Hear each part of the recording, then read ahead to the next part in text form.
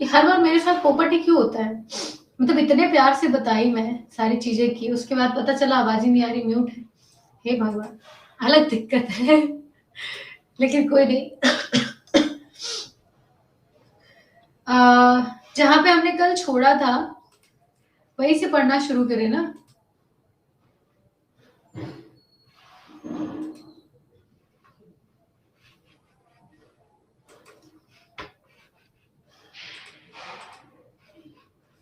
कृपया शांति बनाए रखें। अपने सीट की पेटी बाँध लें और अब हम उड़ान भरने के लिए तैयार हैं। है ना? हाँ जी। हाय भगवान! सही बात है, हे भगवान! मेरे चक्कर में तो सही में भगवान ही उतर के आते हैं। मैम एक प्रॉब्लम सॉल्व कर दीजिए। बताएँ मानसी, एक नहीं हम आपकी सारी प्रॉब्लम सॉल्व कर देंगे, निजी छोड़ कर के। मैम नेशनल पार्क ही पढ़ा दें।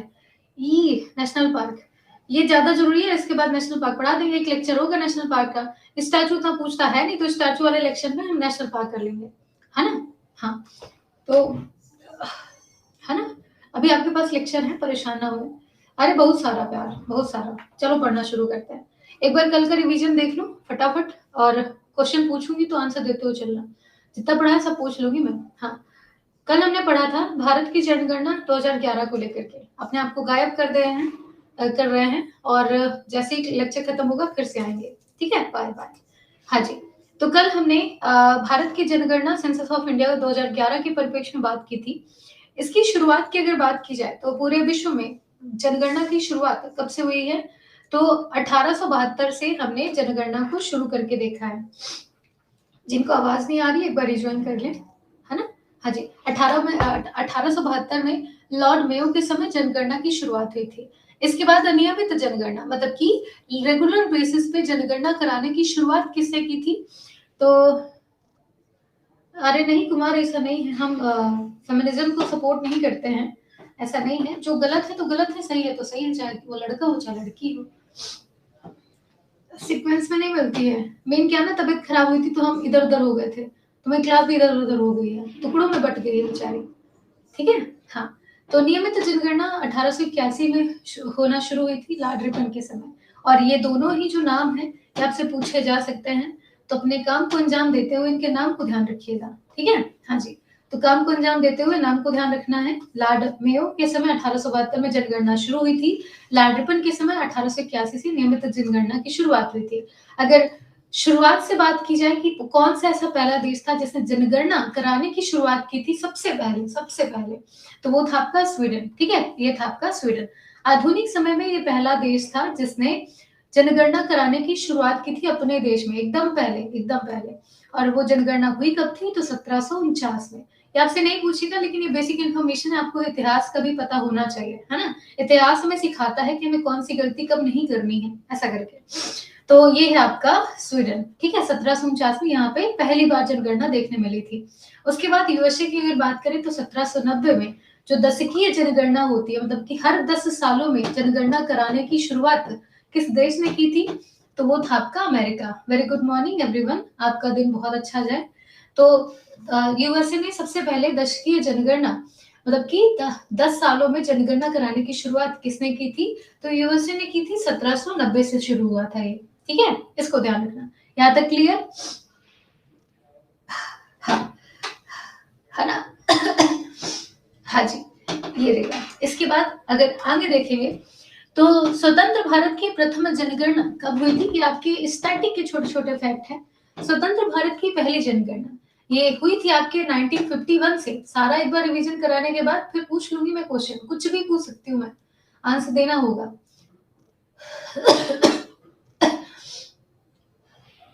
हेलो तृप्ति, बट आप मतलब ऐसे पहली बार नहीं आते यार, पहली क्लास से जुड़ने का अलग मजा होता है। बताइए सारा मैटर कल हमने पढ़ा था, एक-एक चीज़ें लिखी थी, उसके बाद फिर अ, आपके दिमाग के ऊपर से जाएगा, फिर बोलोगे मैडम अच्छा पढ़ाती ही नहीं है, तुमको आता ही नहीं है। अ, बुक लेना है, देखते हैं बुक के बारे में बात करते हैं, पहले देखो इसको। तो जनगणना आयुक्त जब स्वतंत्र भारत की पहली जनगणना हुई थी, तो जनगणना कराने वाला एक अधिकारी भी तो होना चाहिए जो केवल और केवल जनगणना में ध्यान दे। अभी मैं ठीक हूँ।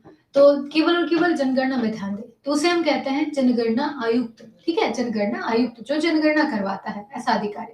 वो थे आपके 1951 के समय R.A. गोपाल स्वामी, ठीक है, R.A. गोपाल स्वामी, ये थे आपके। इसके बाद नोट करिएगा, छोटी सी बात है कि भारत में जनगणना किसके अधीन कराई जाती है, तो गृह मंत्रालय, ठीक है, गृह मंत्रालय, होम मिनिस्ट्री इसे पूरा रेगुलेट करती है और पूरा डाटा एक बार इकट्ठा होने के बाद गृह मंत्रालय जाता है। गृह मंत्रालय में जितने भी अधिकारी बैठे होते हैं वो सेंसस की सारी छोटी छोटी बातों पे फोकस करते हैं। देन पूरा जो लिस्ट है या कह ले कि जो पूरा रिपोर्ट है वो लास्ट में प्रकाशित होता है, ठीक है। तो किसके अंडर कंट्रोल होती है हमारी सेंसस? सेंसस तो होती है गृह मंत्रालय के उसमें। क्या कहते हैं, स्टैटिक क्वेश्चन से पूछता है, फिक्स होता है। 2011 की जनगणना की 2011 में जो जनगणना हुई थी उस जनगणना के आयुक्त का नाम क्या था, तो ये थे आपके डॉक्टर सी चंद्रमौली, ठीक है, डॉक्टर सी चंद्रमौली। इसके बाद 2023 में जो जनगणना की रिपोर्ट प्रकाशित होगी, चूंकि 2021 में हमारे भारत में जनगणना होनी थी बट कोविड के कारण नहीं हो पाई, तो 2022 में जनगणना करना शुरू किया था हमने। तो 2023 के लास्ट में रिपोर्ट प्रकाशित होनी थी बट अभी तक रिपोर्ट आई नहीं। 2023 भी खत्म होने को है, पता नहीं क्या कर रहे हैं, बट फिर भी अगर रिपोर्ट आती है तो उस टाइम पे जनगणना आयुक्त हमारे कौन नियुक्त हुए हैं, तो इनका नाम है श्री मृत्युंजय कुमार नारायण, ठीक है, श्री मृत्युंजय कुमार नारायण इनका नाम है। यहाँ तक क्लियर, ठीक है। 1951 के समय जो अधिकारी थे जनगणना कराने वाले, जनगणना आयुक्त, उनका नाम था आर्य गोपाल स्वामी। 2011 के समय जब जनगणना हुई उस टाइम पे जनगणना आयुक्त थे आपके डॉक्टर सी चंद्रमौली, और 2023 में जो रिपोर्ट प्रकाशित होनी है उस टाइम पे जनगणना आयुक्त डिसाइड किए गए हैं श्री मृत्युंजय कुमार नारायण जी। मैं सिर्फ इतना ही बोल रही हूँ, ठीक है, इसको ध्यान रखिएगा। आगे चलिए, अगला है आपका 2011 की जनगणना की कुछ बातें जो मोटी मोटी चीजें हैं हमें पता होनी चाहिए। जैसे कि शुभंकर, ठीक है, इसका मोटो क्या था, तो शुभंकर है आपकी प्रगणक शिक्षिका, ठीक है, एक ऐसी शिक्षिका जो कि हाथ में किताब और कलम दोनों लिए हुए है ना, ऐसे करके। तो ये है आपकी प्रगणक शिक्षिका, ये शुभंकर है। आदर्श वाक्य की बात की जाए तो आदर्श वाक्य है ना, हाँ जी, तो ये है आपकी हमारी जनगणना हमारा भविष्य, हाँ, आइडल सेंटेंस, सही बात है। तो इसको हम कहेंगे अवर सेंसेस अवर फ्यूचर इंग्लिश में, ये आदर्श वाक्य है हमारा। लागत या कह ले कि टोटल ओवरऑल जो खर्च है वो कितना आया था 2011 की जनगणना कराने में, तो ये था 2200 करोड़ रुपए का, या तो 100 करोड़ रुपए दे दे घर बन जाए मेरा। तो ये 2200 करोड़ रुपए है जिसकी टोटल लागत आई थी भारत में जनगणना कराने के पीछे। अच्छा बता दो, हमको अगर 2200 करोड़ रुपए दे दे जीवन ना सुधर जाए, कमाने की जरूरत थोड़ी ना पड़े, हम परेशान थोड़ी ना हो, लेकिन नहीं, हमको नहीं देंगे, जनगणना कराएंगे, देख लो भला। तो ये 2200 करोड़ रुपए की है। इसके साथ 2019 से लेकर के 1911 से लेकर के 1921 के बीच में अगर जनसंख्या की बात की जाए तो अभी तक के पूरे इतिहास में सोनाली लास्ट में बात कर लेंगे बेटा। साउंड की दिक्कत सबको आ रही है। देखिए स्टैटिक से ऐसा होता है एमडी कि कई बार ना ज्यादा क्वेश्चन पूछ लेता है, कई बार कम से कम क्वेश्चन पूछता है, ये फिक्स नहीं होता है, ये अनफिक्स होता है।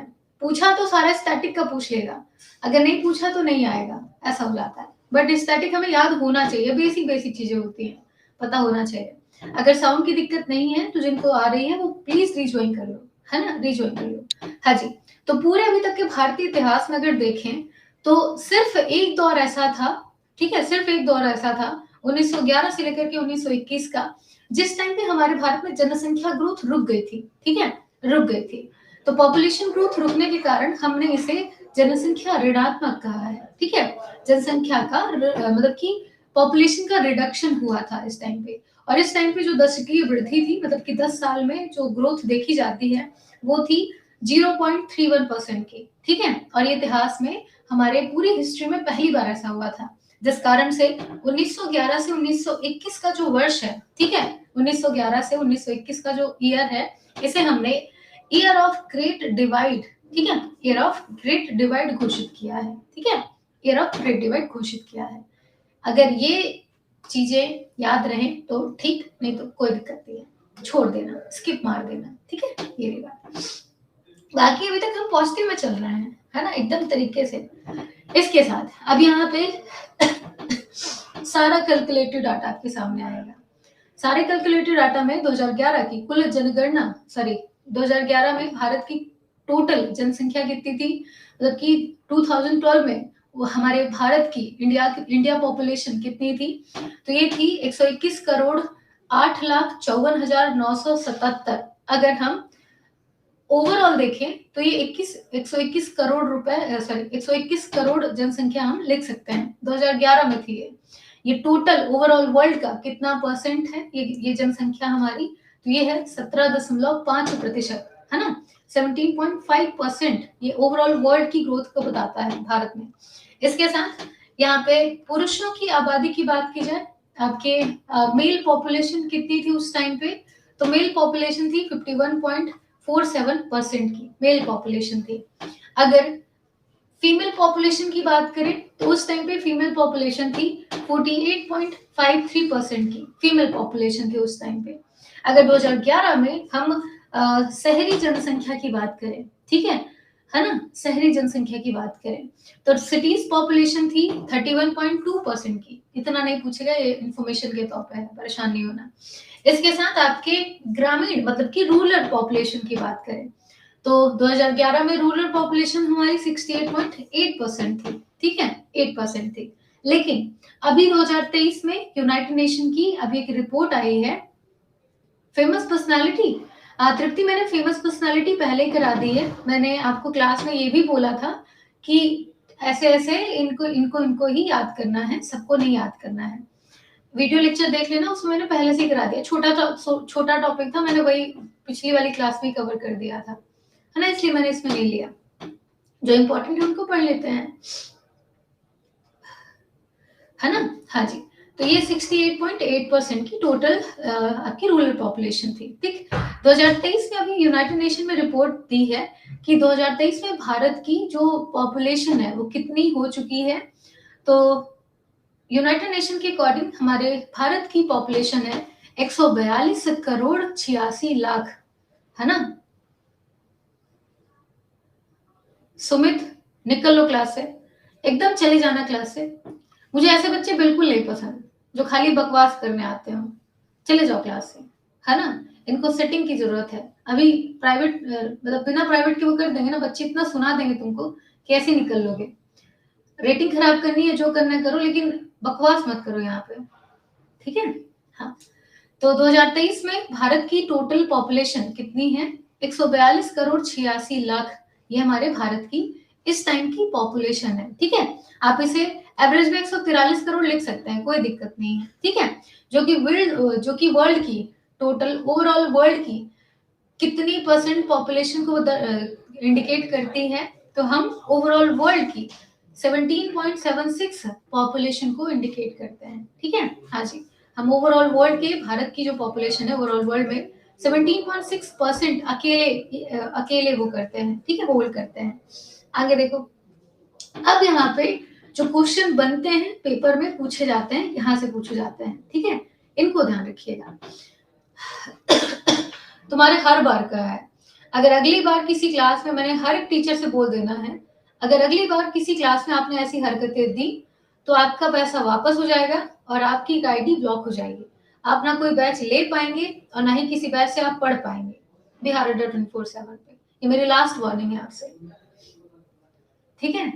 तो सर्वाधिक जनसंख्या वाले राज्य की बात करें, जहाँ पे सबसे ज्यादा पॉपुलेशन किस स्टेट में है, तो उसमें टॉप पे चलता है आपका यूपी, ठीक है, उत्तर प्रदेश। यहाँ पे 20 करोड़ की आबादी है, ठीक है, 20 करोड़ की आबादी है। सबसे हाईएस्ट पॉपुलेशन किस स्टेट की है, तो है आपकी Uttar Pradesh. Second largest populated state कौन सा हमारे भारत का, तो है आपका महाराष्ट्र, यहाँ पे 11 करोड़ की आबादी है, ठीक है। वही अगर बात करें सबसे कम जनसंख्या, सबसे लोएस्ट पॉपुलेशन किस स्टेट में है, तो ये आपकी सिक्किम में है, ठीक है, सिक्किम में। इसके बाद सेकेंड लोएस्ट पॉपुलेशन किस स्टेट में है, तो वो है आपका मिजोरम, हमने कल ये देखा था। इसके साथ सबसे अधिक जनसंख्या वाला यूनियन टेरिटरी, लार्जेस्ट पॉपुलेशन वाला यूनियन टेरिटरी कौन सा है? तो वो है आपका दिल्ली। भाई राजधानी दिल्ली में लोग ज्यादा निवास करते हैं क्योंकि जो नौकरी के चांस होते हैं वो ज्यादा होते हैं, है ना। छोटे छोटे जगह पे हम आसानी से नौकरी ले लेते हैं। तो यहाँ पे यूनियन टेरिटरी पे सबसे लार्जेस्ट पॉपुलेशन कहाँ पे है? हमारे दिल्ली पे, ठीक है, दिल्ली पे। और सबसे कम कहाँ पे है? तो ये आपके लक्षद्वीप पे, ठीक है, लक्षद्वीप पे। अरे एमडी, मिजोरम का डाटा नहीं पूछेगा कि यहाँ पे कितने करोड़ की आबादी है, अब इतना भी नहीं याद रहता हमको यार है ना, इसको ध्यान रखना ठीक है। आगे देखो, अगला है आपका दशकीय वृद्धि, मतलब कि हर 10 सालों में कितनी ग्रोथ हुई है जनसंख्या की, ये बताती है हमको। तो सबसे ज्यादा दशकीय वृद्धि 10 सालों में ग्रोथ किस स्टेट की देखी गई और किस यूनियन टेरिटरी की देखी गई, हम यहाँ पे देखेंगे। अगर स्टेट की बात करें तो यहाँ पर हम स्टेट को देखेंगे, ठीक है, स्टेट को, और यहाँ पे हम यूनियन टेरिटरी को देखेंगे, ठीक। दशकीय वृद्धि में स्टेट में अगर बात करें तो दशकीय वृद्धि सबसे ज्यादा मेघालय की थी। कितनी थी? तो 27.9%। ये यहाँ पे 10 सालों में सबसे ज्यादा ग्रोथ देखने मिली है मेघालय में। अरुणाचल प्रदेश दूसरे नंबर पे है, 26% की दशकीय वृद्धि 10 सालों में सबसे ज्यादा तेज ग्रोथ यहाँ पे हुआ, ठीक। हाँ जी, पहले पे मेघालय, दूसरे पे अरुणाचल प्रदेश। सबसे कम कहाँ पे हुई दशकीय वृद्धि या फिर 10 सालों में पॉपुलेशन ग्रोथ? तो ये हुई है सबसे कम नागालैंड में, देन हुई है केरल में, ठीक है। यहाँ पे थोड़ा सा रहता है ना, ये रहता है, क्या ही करें इसका। नागालैंड कहाँ पे है? बड़े नालायक हो यार, नागालैंड नहीं पता। ये हमारे पूर्वोत्तर भारत का क्षेत्र है ना। जैसे अगर डायरेक्शन देखोगे तो गुजरात आपके पड़ेगा वेस्ट में और नागालैंड पड़ेगा आपके ईस्ट में, ठीक है। हाँ जी, तो ये हमारे ईस्ट इंडिया वाले रीजन पे आता है ना। हाँ, नहीं, अभी ये सारा रिवीजन करके मैं कुछ नया भी पढ़ाऊंगी आपको, क्योंकि ये याद होना थोड़ा टफ है ना, इसीलिए ठीक है। तो न्यूनतम कहाँ पे देखी गई थी दशकीय वृद्धि? पहले नागालैंड पे, फिर केरल पे। ऐसे अगर यूनियन टेरिटरी पे बात करें तो 10% की जो ग्रोथ है पॉपुलेशन में, वो सबसे ज्यादा कहाँ पे थी? दादर और नगर हवेली में। कितनी थी? 55.9% की। सबसे कम कहाँ पे थी? तो ये थी आपके लक्षद्वीप पे, ठीक है, लक्षद्वीप पे आपके 10% ग्रोथ पॉपुलेशन, ठीक। ये थी आपके 6.3% की। वीडियो नहीं चल रहा है?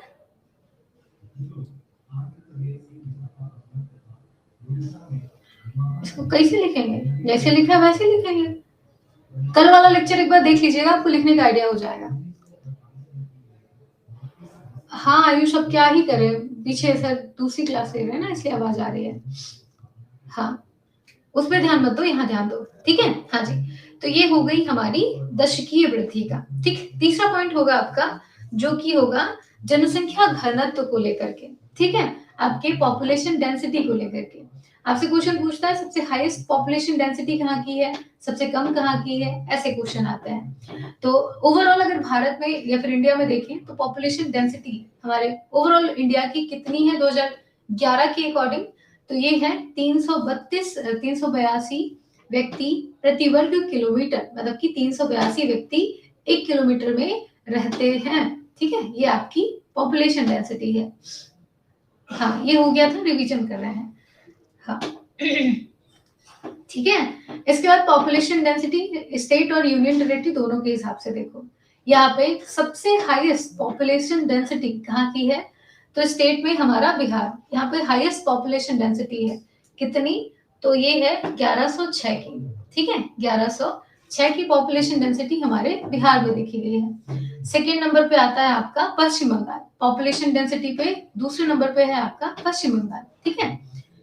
अरे यार, हाँ, दूसरे नंबर पे आता है आपका पश्चिम बंगाल। अगर यही चीजें सबसे कम देखी जाए तो lowest population density in India कहाँ पे है? तो ये है आपका अरुणाचल प्रदेश, सबसे लोएस्ट डेंसिटी है। यहाँ 1-1 किलोमीटर में एक लोग दिखेंगे आपको, मजाक कर रहे हैं, मतलब रहते कम लोग हैं ऐसे करके।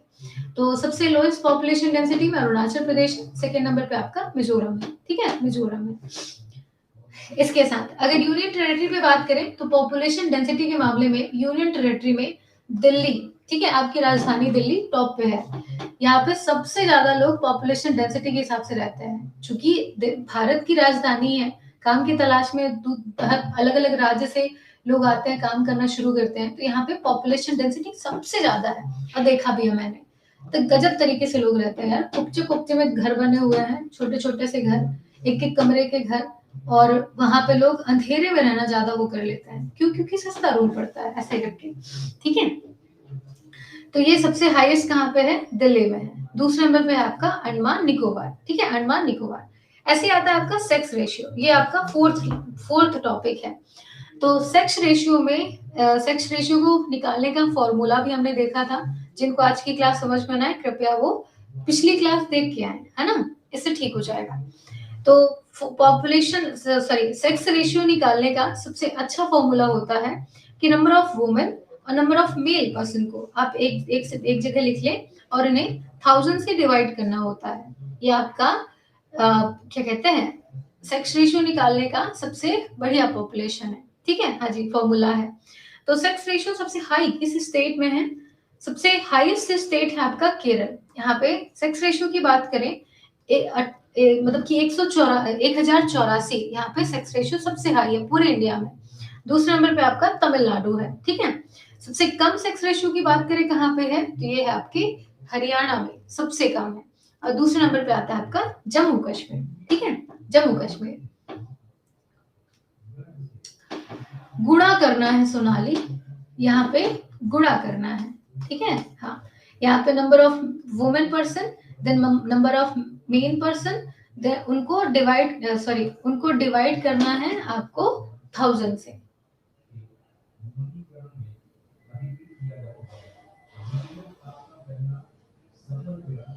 क्वेश्चन कैसे पूछेगा? क्वेश्चन पूछेगा कि अभी मैं क्वेश्चन भी रखी हूँ, ऐसे अपलोड कर दूंगी मैं। क्वेश्चन पूछेगा कि जैसे अभी मैं आपसे अगर क्वेश्चन पूछ लूं कि भारत के किस राज्य में सबसे ज्यादा या फिर सर्वाधिक जनसंख्या घनत्व है, ठीक है, तो भारत के किस राज्य में सबसे ज्यादा सर्वाधिक जनसंख्या घनत्व है, क्या आंसर दोगे?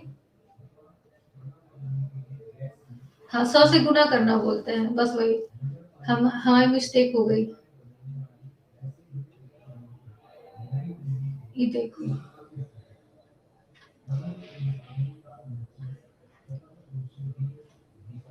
हाँ जी, बहुत अच्छे। तो भारत में सबसे ज्यादा जनसंख्या घनत्व कहाँ का है, तो ये होगा आपका बिहार का, ठीक है, बिहार का। और सबसे ज्यादा जनसंख्या घनत्व अगर देखी जाए तो किस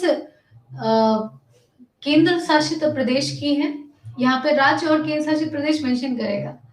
तो सबसे ज्यादा जनसंख्या घनत्व किस केंद्र शासित प्रदेश की है, तो उसमें हम दिल्ली टिक करेंगे। सबसे ज्यादा जनसंख्या घनत्व किस राज्य का है, तो उसमें हम बिहार को टिक करेंगे, ठीक है, ये रही बात। लेकिन यहाँ पे मेरे को ध्यान आया, अच्छा क्वेश्चन था। लेकिन अगर आपसे क्वेश्चन पूछे कि भारत का सबसे ज्यादा जनसंख्या घनत्व वाला स्थान कौन सा है, तो आपको दिल्ली टिक करना होगा, क्योंकि सबसे ज्यादा पॉपुलेशन डेंसिटी आपको यहाँ पे दी होगी। जहाँ पे स्टेट और यूनियन टेरिटरी दोनों ही मेंशन ना हो, तो उस टाइम पे आपको दिल्ली टिक करना होगा, ठीक है, ऐसा, ठीक है, ये बात।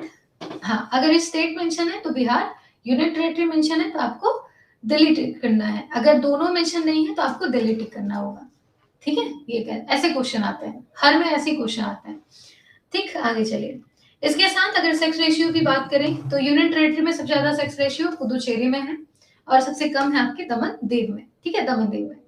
आगे देख, अगला है आपका चाइल्ड सेक्स रेशियो, मतलब कि बच्चों का लिंगानुपात कितना है, कैसा है, कहाँ पे है। तो इसको निकालने का फॉर्मूला यहाँ पे दिया हुआ है, कल मैंने बताया था, एक बार आप देख सकते हैं। चाइल्ड सेक्स रेशियो में कौन सा स्टेट सबसे टॉप पे है, तो ये है आपका अरुणाचल प्रदेश। सबसे हाईएस्ट चाइल्ड सेक्स रेशियो है आपके अरुणाचल प्रदेश में। सबसे कम कहाँ पे है, तो हरियाणा में, ठीक है। यहाँ पे लड़की लड़कियों में भेद बहुत ज्यादा देखा जाता है, ऐसा डाटा का मानना है, मेरा नहीं।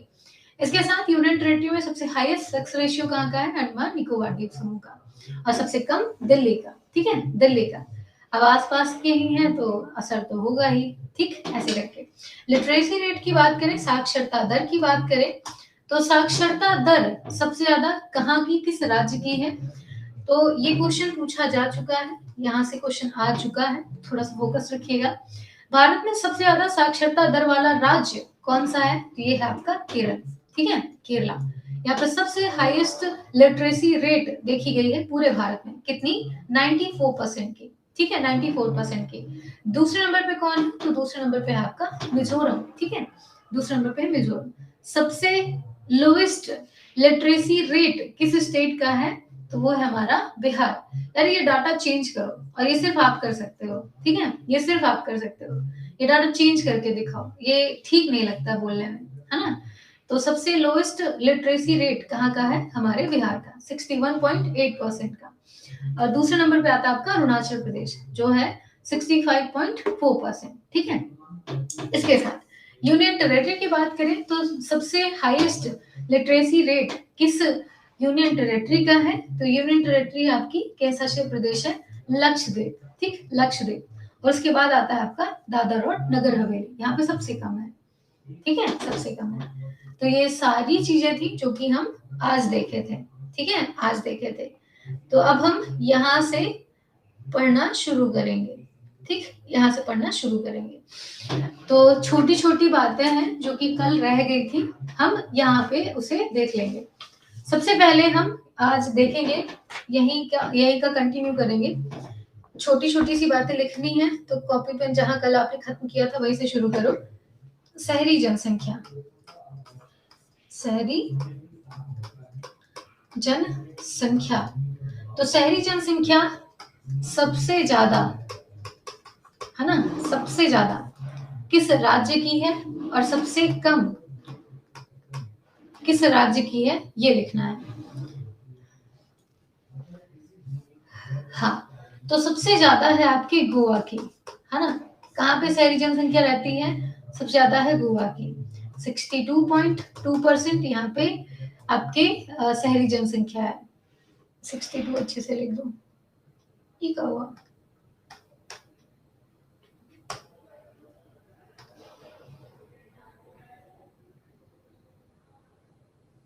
है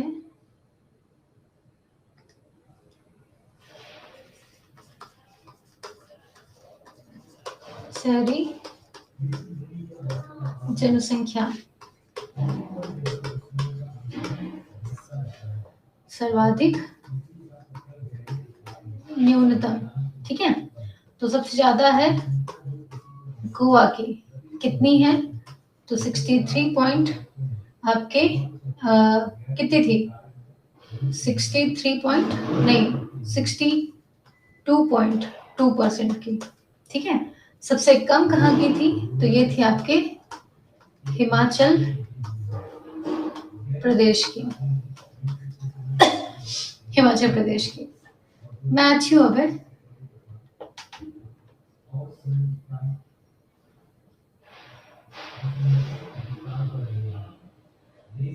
है ना, ये रही बात। ऐसी अगर हम यूनियन टेरिटरी की बात करें, केंद्र शासित प्रदेश की बात करें, तो केंद्र शासित प्रदेश में सबसे हाईएस्ट जो शहरी जनसंख्या है कहाँ पे रहती है? तो ये रहती है दिल्ली में। यहाँ पे 97.5% आपकी शहरी जनसंख्या निवास करती है, ठीक।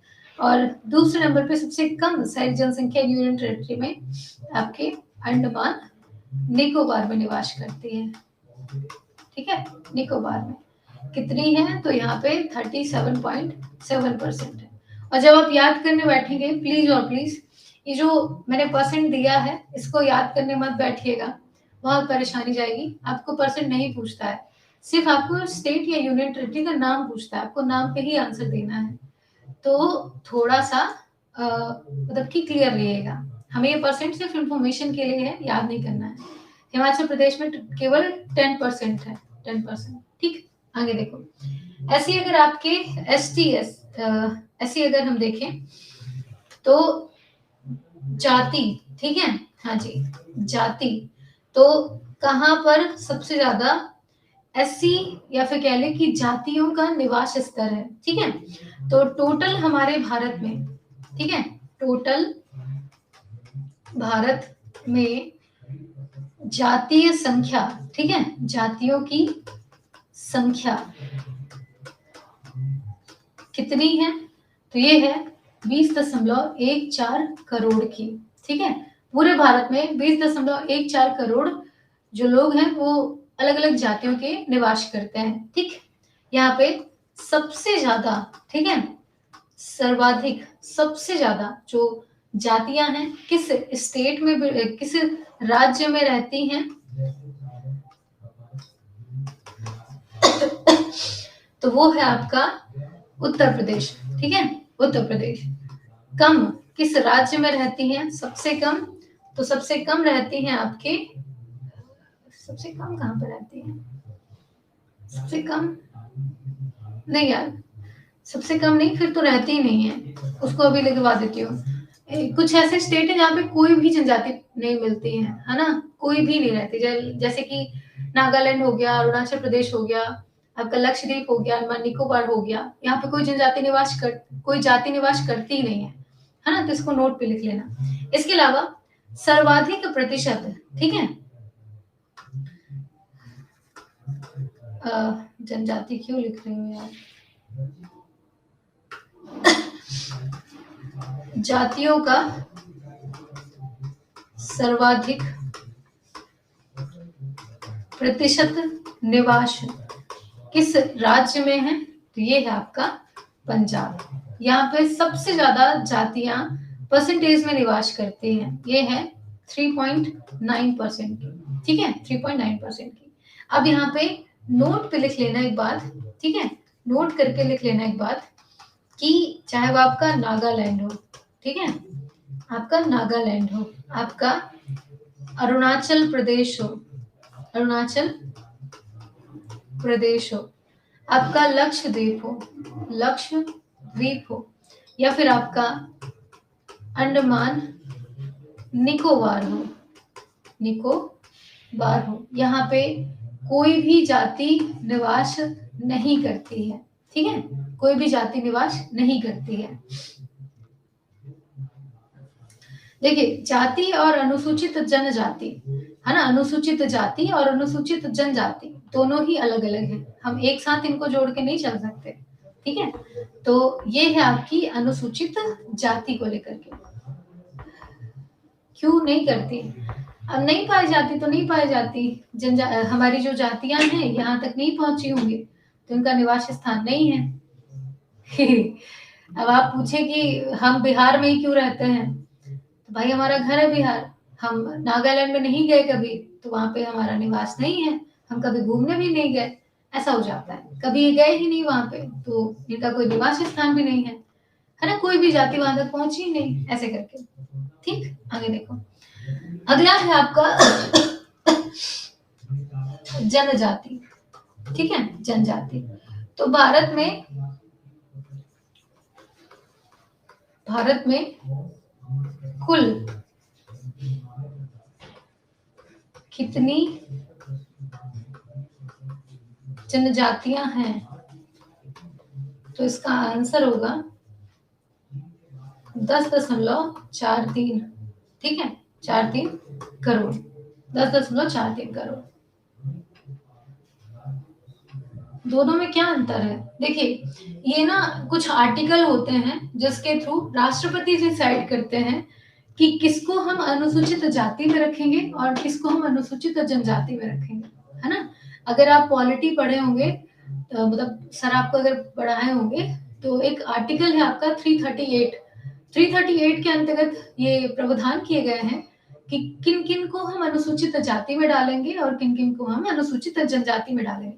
ये काम करते हैं राष्ट्रपति, ये मेरे हाथ में नहीं है और ना ही ये किसी और के हाथ में है, सिर्फ और सिर्फ वही डिसाइड करते हैं, है ना। तो ये पॉलिटी का सेक्शन आपको पढ़ना पड़ेगा, पीएससी या बड़े लेवल के एग्जाम की तैयारी करेंगे, आपको पता चल जाएगा। ठीक है। इसीलिए आयोग का भी गठन किया जाता है, अनुसूचित जाति आयोग, अनुसूचित जनजाति आयोग। जाति वाला टॉपिक समझ नहीं आ रहा? देखिए, इसमें समझने लायक कुछ भी नहीं है, बस आपको मैंने कहा कि भारत में टोटल कितनी जातियों की संख्या है, तो टोटल जातियों की संख्या है 20.14 करोड़। ठीक है, ये भारत में टोटल जातियां निवास करती हैं। इसमें सबसे ज्यादा जाति पाई जाती है उत्तर प्रदेश राज्य में। ठीक है, उत्तर प्रदेश राज्य में सबसे ज्यादा जनजाति प्रतिशत कहाँ पे निवास करती है, प्रतिशत में कहाँ पे सबसे ज्यादा मौजूद है जातियां, तो वो है पंजाब। कितनी प्रतिशत है, तो 31.9% है। अब यहाँ पे मैंने कहा कि अगर सबसे ज्यादा उत्तर प्रदेश में है तो कम भी तो कहीं पे होनी चाहिए, इसलिए मैंने लिखा कि नागालैंड, अरुणाचल प्रदेश, लक्षद्वीप, अंडमान निकोबार, यहाँ पे कोई भी जाति निवास नहीं करती है, ऐसा करके।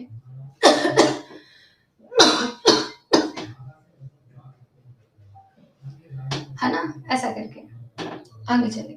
अब हम जनजाति की बात करें तो मैंने वही सेम चीज रिपीट की कि भारत में टोटल कितनी जनजातियां हैं, तो उनकी संख्या है 10.43 करोड़ की। ठीक है, सबसे ज्यादा सर्वाधिक जातियां कहां पर हैं, सर्वाधिक जातियां सॉरी जनजातियां होंगी ना,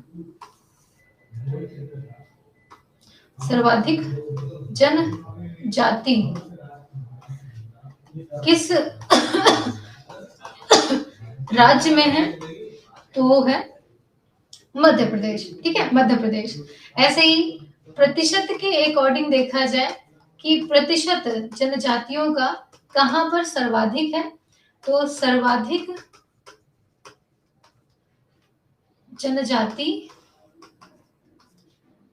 जनजाति प्रतिशत किस राज्य में है, तो ये है आप नहीं कहां पर है, तो ये है आपका लक्षद्वीप। ठीक है, लक्षद्वीप। यहाँ पे 94.8% के आसपास जनजातीय संख्या निवास करती है। ठीक है, निवास करते हैं। अब यहाँ पे भी एक छोटा नोट लिख लेना। ठीक है, छोटा सा नोट लिख लेना कि कौन कौन से ऐसे एरिया हैं जहाँ पे जनजाति निवास नहीं करती है। ठीक है, तो वो है पंजाब। पंजाब में कोई भी जनजातीय जाति निवास नहीं करती है। ठीक है, इसके बाद आता है आपका हरियाणा। हाँ जी यहाँ पे कोई भी जनजाति नहीं पाई जाती। फिर आता है आपका दिल्ली, जनजातियां यहाँ पे आपको दिखेंगे ही नहीं। चंडीगढ़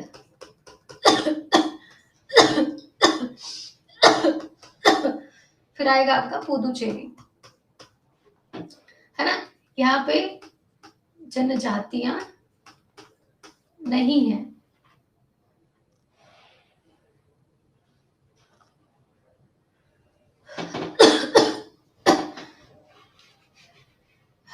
तो फिर यहाँ पे क्या कर रहे हो यार, है ना रोशन, यहाँ पे क्या कर रहे हो, है ना, ये ध्यान रखना। तो ये सारी बेसिक इंफॉर्मेशन थी। यार ये कहाँ चला जाता है, हाँ जी, ये सारी बेसिक इंफॉर्मेशन थी जो कि आपको जनगणना से याद करनी है। उसके बाद अगर देखें तो 2023 में, ठीक है, कब, तो 2023 में 2021 में हमारी किस नंबर की जनगणना होने वाली है, तो ये होने वाली थी 16वीं जनगणना। ठीक है, 16वें नंबर की जनगणना होने वाली थी, जनगणना होने वाली थी, जो कि अभी तक हुई नहीं है। ठीक है, तो इसको ध्यान रखिएगा। 2021 की जनगणना का आदर्श वाक्य, है ना, आदर्श वाक्य क्या रखा गया है, तो जन भागीदारी। ठीक है, जन भागीदारी, ये आदर्श वाक्य रखा गया है। ठीक है, तो जन भागीदारी से कल्याण, ये आदर्श वाक्य है। तो यहां पर आकर के सारी चीजें समाप्त होती हैं। जनगणना से कुछ भी देखो, इससे ज्यादा नहीं पूछेगा, है ना यार जब मुझे खांसी आना शुरू होती है, इंडिकेशन होता है मुझे बुखार आने वाला है। मैं पिछले 15-20 दिनों से नॉन स्टॉप बीमार हूँ, तब मुझे समझ ही नहीं आ रहा है बुखार मुझे आ क्यों रहा है। चेक करा लिया, ब्लड चेक करा लिया, यूरिन टेस्ट करा लिया, सारी चीज़ें करा ली।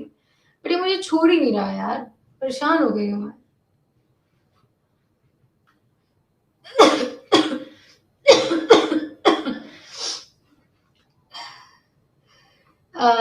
इसके अलावा मैं ना अभी आप लोग को वो दे दूँगी अ,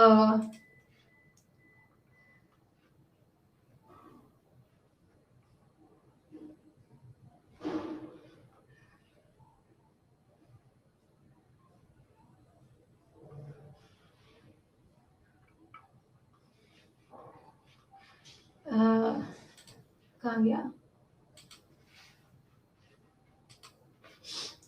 इसकी प्रैक्टिस के लिए क्वेश्चन देना है मुझे। डन?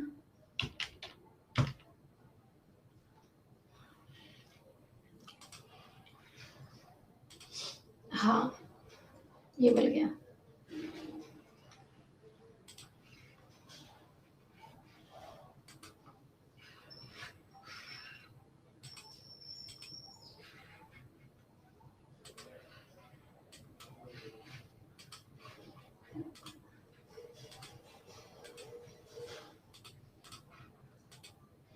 हाँ जी। यार ये हैंड आउट कैसे देते हैं मुझे आइडिया नहीं है।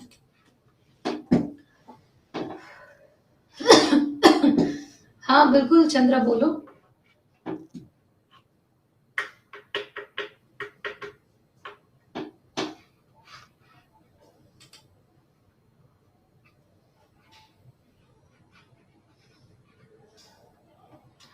अरे मैं सब कर रही हूँ यार, परेशान हो गई हूँ तबीयत से मैं।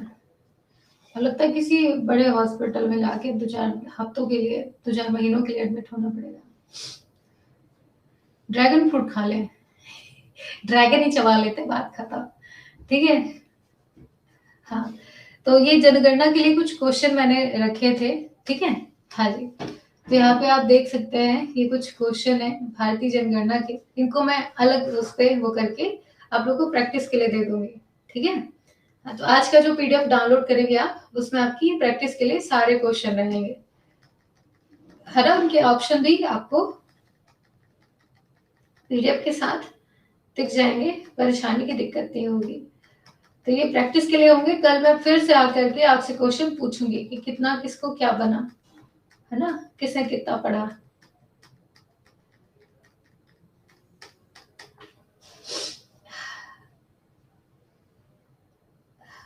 पीडीएफ प्रिंट नहीं होगा शायद, देख लेना, ये मुझे आइडिया नहीं है कि आप पीडीएफ अपने फोन पे डाउनलोड कर सकते हैं नहीं, या फिर प्रिंट कर सकते हैं नहीं, मुझे इसका आइडिया नहीं है।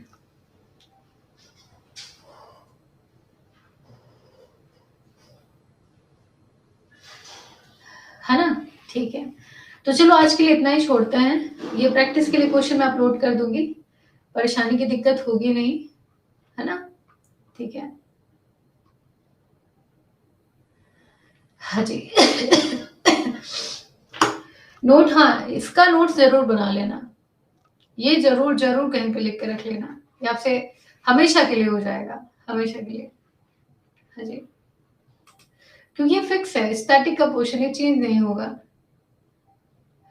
बिहार का, बिहार का भी छोटा सा सेक्शन होगा, आधे घंटे की क्लास होगी, उसको भी हम कर लेंगे, है ना? कर लेंगे, अभी 2.5 घंटे और क्लास है, उनको पढ़ाना है ना? तो चलो आज के लिए इतना ही, मिलते हैं कल, और कल जम के पढ़ा जाएगा, पढ़ के आना, पूछ लूंगा कुछ भी क्वेश्चन, ठीक है? हाँ, thank you class, thank you Anuradha, thank you everyone, bye bye, take care, ख्याल रखें, और रेटिंग देते हुए जाएगा, है ना? Bye bye, thank you, love you everyone, bye bye.